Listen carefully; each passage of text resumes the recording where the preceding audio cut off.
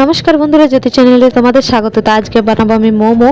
তো প্রথম থেকে শেষ অবধি দেখতে থাকুন, আর সাথে থাকবে দুরকম চাটনি। তো ভিডিওটা একটু বড় হয়ে যাচ্ছে, তো প্রথম থেকে শেষ অবধি দেখার অনুরোধ রইল। তো প্রথমে আমি কি করছি, এখানে আমি দুটো শুকনো লঙ্কা আর আর লাল লাল টমেটো নিয়েছি চারটে, ওটা দিয়ে দিলাম সেদ্ধ হতে। তো এখানে আমি ময়দাটা মেখে নেব। এখানে আমি 500 গ্রাম ময়দা নিয়েছি, আর দিয়ে দিলাম স্বাদ মতো নুন আর 3 চামচ মতো সাদা তেল। তারপরে এটা মিক্স করে আমি ভালোভাবে মেখে নেব। তো ময়দাটা আমি অল্প অল্প একটু জল দিয়ে মাখছি। তো মাখা হয়ে যাবে তখন এটা আমি আধ ঘন্টার জন্য আমি এটা রেস্টে রেখে দেবো। তারপর নেক্সট পজিশনে চলে যাই। টমেটোটা সেদ্ধ হয়ে গেছে, ওটা ঠান্ডা করে নেব।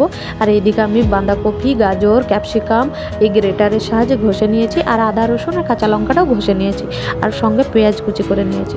তো মিক্সির মধ্যে আমি এই টমেটো আর শুকনো লঙ্কা এটা আমি পেস্ট বানিয়ে নেবো। ওই টমেটোর চোখাটা ওপরে ছাড়িয়ে দিচ্ছি।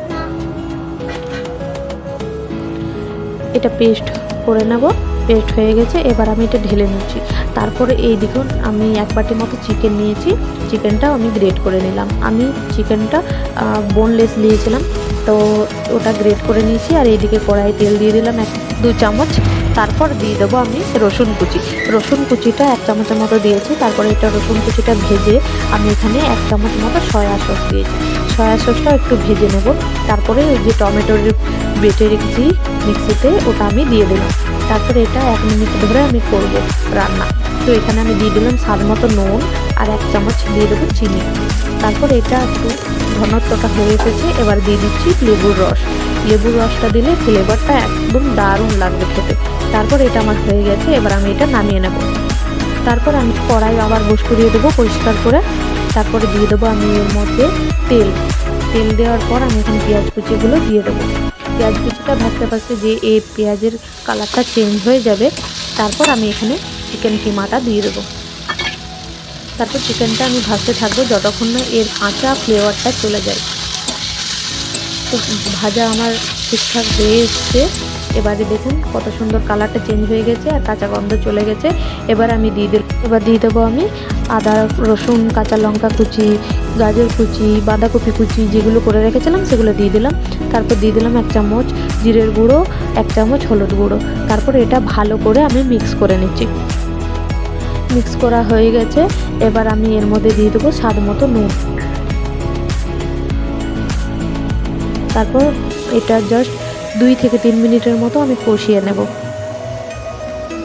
আর মিডিয়াম ফ্লেমে রাখবো আঁচটা, তাহলে সেদ্ধটা হবে। একটু ঢাকা দেওয়ার পর এই দেখুন কত সুন্দর সেদ্ধ হয়ে গেছে, আর এটা হয়ে গেছে রেডি পুরোপুরি। তো আমি এবার এর মধ্যে দিয়ে দেবো ধনেপাতা কুচি। ধনেপাতা কুচি দিয়ে দিলাম। তারপর এটা গ্যাসটা বন্ধ করে আমি এটা কিছুক্ষণের জন্য ঠান্ডা হতে দিয়ে দেবো। তারপরে এই দেখুন আর একটা চাটনির জন্য নিয়ে নিয়েছি ধনেপাতা, রসুন আর কাঁচা লঙ্কা। আমি একটু ঝাল করবো, তো আমি বেশ ঝালদার কাঁচা লঙ্কা নিয়েছি, আর দিয়েছি তেঁতুল। তো আমি এটা একসঙ্গে বেটে নেব। এটা বাটতে বাটতে আমি এর মধ্যে দিয়ে দেবো তেঁতুল, আর দিয়ে দেবো 1 চামচ চিনি আর 1 চামচ নুন। তারপর সবগুলো একসঙ্গে বেটে নেব। তো আমার বাটা হয়ে গেছে, এবার এটা তুলে নিলাম। ব্যাস, এটার আর কোনো কিছু করবার নেই। এটা হয়ে গেল দ্বিতীয় চাটনি। তারপর এইদিকে আমি গরম জল হতে করে দিয়েছি স্টিমের জন্য, আর এখানে ফুটো ফুটো একটা জাম নিয়েছি, যে এটার মধ্যে আমি একটু সাদা তেল গুলিয়ে দিলাম। তারপরে ওটা গরম হতে দিয়েছি। তারপর আমি এদিকে মোমোগুলো রেডি করে নেব। প্রথম আমি লেচি কেটে নিয়েছি, তারপর একটা রুটির মতন বড় করে নিচ্ছি। তারপরে এদিকে গ্লাসের সাহায্যে আমি এটা গোল গোল আকৃতি দিয়ে দিচ্ছি, কারণ তাহলে একটু তাড়াতাড়ি হবে, নইলে একটা একটা ছোটো ছোটো করে বেলতে গেলেও অনেকটা টাইম লেগে যায়। তো এরকমভাবে আমি সব করে নিচ্ছি, আর এইভাবে আমি ওই পুরটা ঠান্ডা হয়ে গেছে, তো পুরটা আমি চামচের সাহায্যে ভরে দিচ্ছি। তারপর এরকমভাবে গোল করে একটা দেখুন কত সুন্দর আকার দিয়ে নিচ্ছি। তো আপনারাও অন্য আকৃতিরও করতে পারেন।